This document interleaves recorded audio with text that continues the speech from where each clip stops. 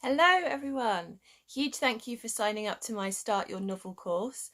Those of you who had signed up, you should have an email by now, and in that email should be a link to your downloadable workbook, which you can print off or use on your computer, whichever you like, to fill them out, and your bite-sized lesson booklet. They're designed to be used in tandem, and there'll be one of these videos once every week, just to give you a quick introduction to what we'll be talking about. For those of you watching on YouTube who haven't signed up for this course yet, you can sign up. It's completely free. You just need to go to ferventinc.com/startyournovel and subscribe, and I will send you all of your course materials that you need. This week we're going to be talking about our characters and how important it is to get to know our characters really, really well before we start. Sometimes it can feel like a bit of a waste of time to spend loads of time just thinking about your characters, what makes them tick, their backstories, what they look like. And it's really tempting just to go diving straight in without thinking about the rest of it. I'm going to save you some time later on by doing these exercises with you this week that are going to be really fun, really quick and easy, so they won't take lots of time of your day, and it really is such a thing that's worth investing in.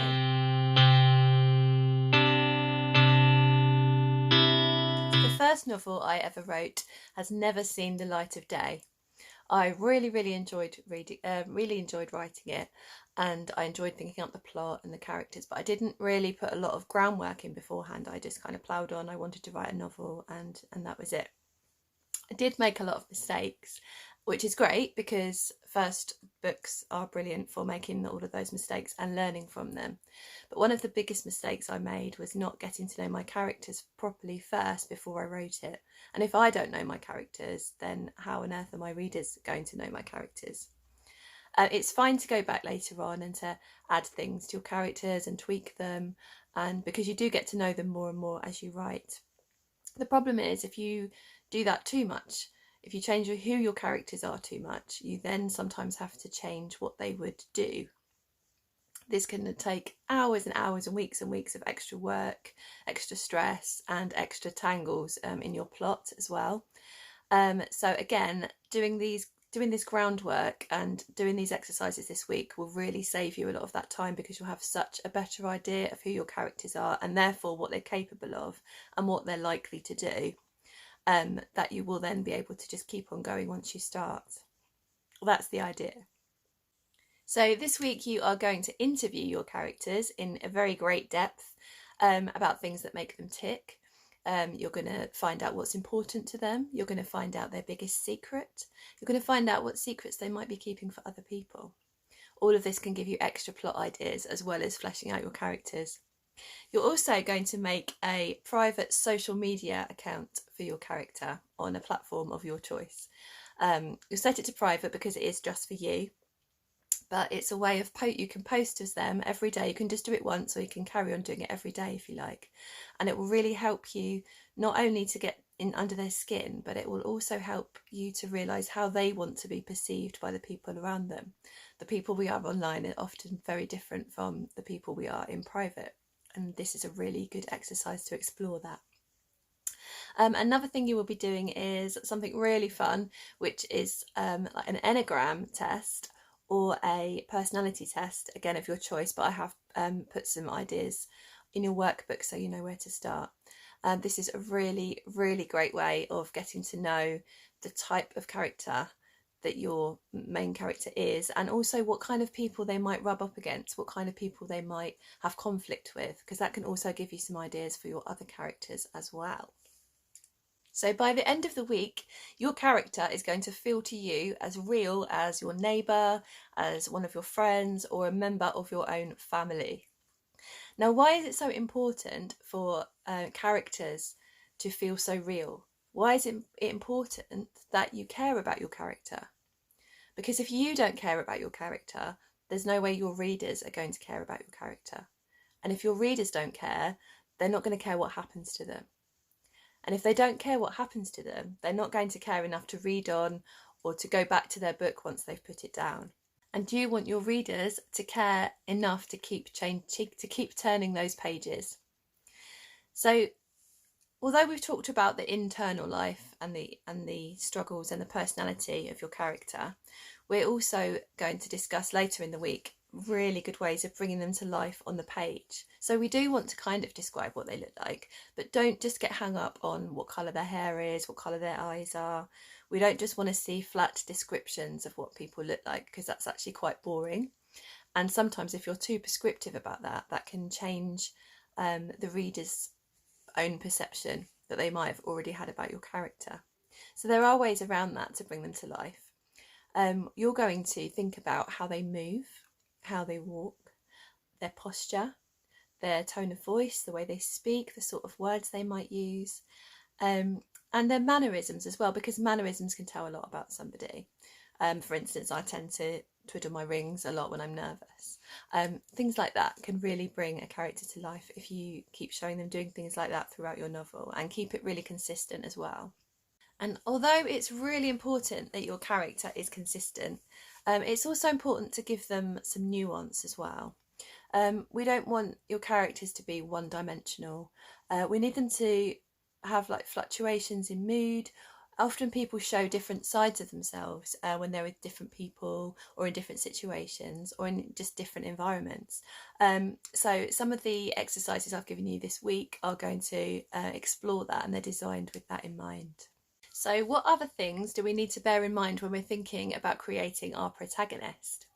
One very important thing that we need to show in some way is how they might change through living through your story. That change won't happen all at once. We need them to change because that's the whole point of a story, but we don't want that change to happen all at once. A, because that is incredibly boring, and B, because that's just not how humans work. We don't change just overnight, unfortunately. So we want to see that kind of really natural progression.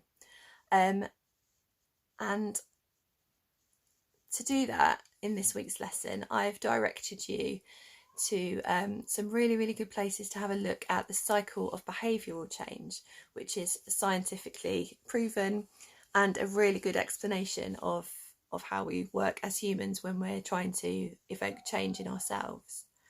Another thing to consider when creating your character is that you make sure that they have some flaws. We don't want examples of perfect, shiny humans who don't make mistakes. That would, again, be really boring to read and completely unrelatable to your reader, because all of us are flawed.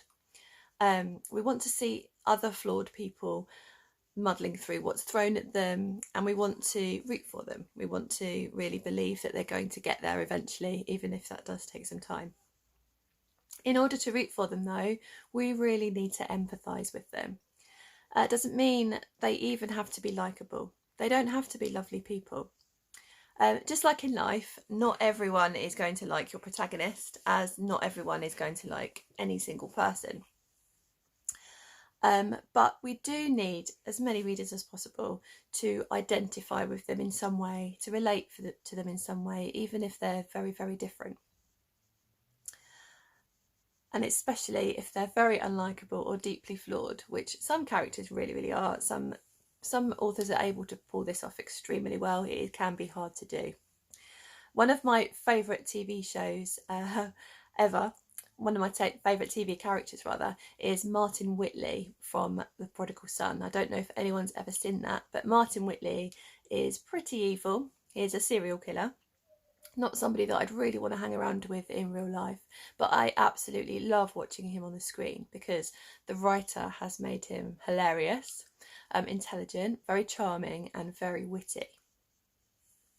It's also made really clear throughout the programme that despite how evil he is, he really, really loves his children.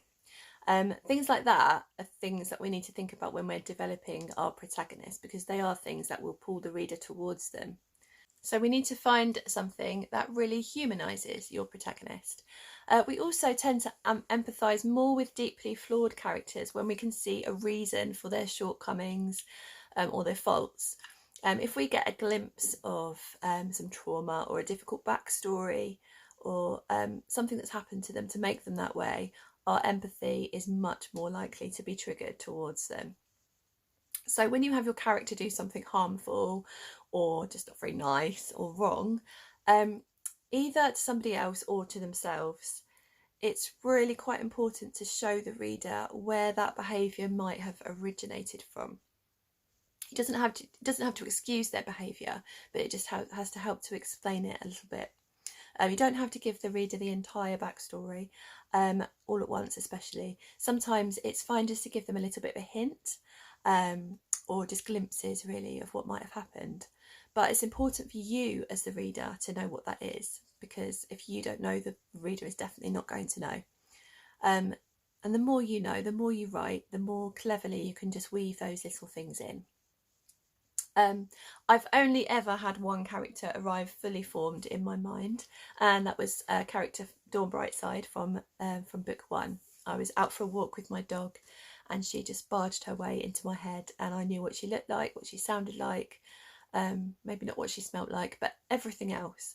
That never has happened before, and that's never happened since. With all my other characters, I've had to put in quite a lot of work just to get to know them, which is fine because I think that's completely normal.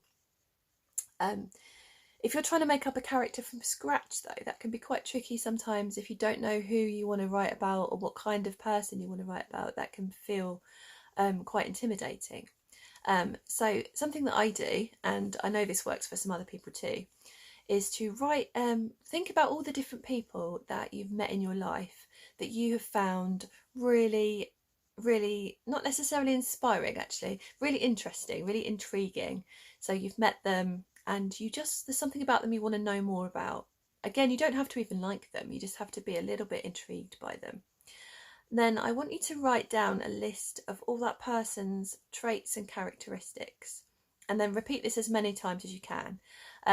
They can be people you used to know in your past, or people that you know now. They can even be people you've seen on telly or in a film, or a celebrity even. The important thing to know about this is that you are not modelling your character on that person. You're not making them a copy of that person. What you're going to do is take those interesting traits from all the different people that you've written down and see which ones might fit together really interestingly to make a whole new character. This way you could end up making someone absolutely fascinating and really quirky, or a real individual. Another great way to create tension for a character is to give them traits that bump up against each other a little bit. From time to time, it will really ramp up the conflict that way. For example, they could be painfully shy, but also have a really, really hot temper. That causes tension because when they're in a situation where they're really angry, but they're really, really frightened of saying anything, it's then a fight between the shyness and the temper. Which one's going to win? The reader is going to know which one is going to win out of those two things, and it's going to keep them reading on. Because they'll be intrigued to know. Another important thing to bear in mind when creating characters is to avoid lazy stereotypes. It's fun to turn expectations upside down. It's less predictable to read, and ultimately it's healthier for society to read about people who are fully nuanced, individual characters who don't conform to the boxes people try and put them in. Enjoy getting to know your characters. Immerse yourself in the exercises this week. That way your writing will flow. So enjoy getting to know your characters this week. Your work will flow so much easier when you really, really feel like you know them. Plus it's going to be really fun, and soon, by the end of this course, you will be ready to start your new chapter. So keep your workbook, everything that you write in the next 4 weeks, keep your workbook next to you all the time, because by the end of the course it will be full of brilliant ideas about your character, your plot, your setting, and you'll be ready and raring to go with your writing. Have an excellent week and enjoy. Oh, don't forget to pop onto the Start My Novel Facebook group, meet with other people who are doing this course, share ideas, share struggles and tips with each other, because that's really, really invaluable. Thank you. Bye.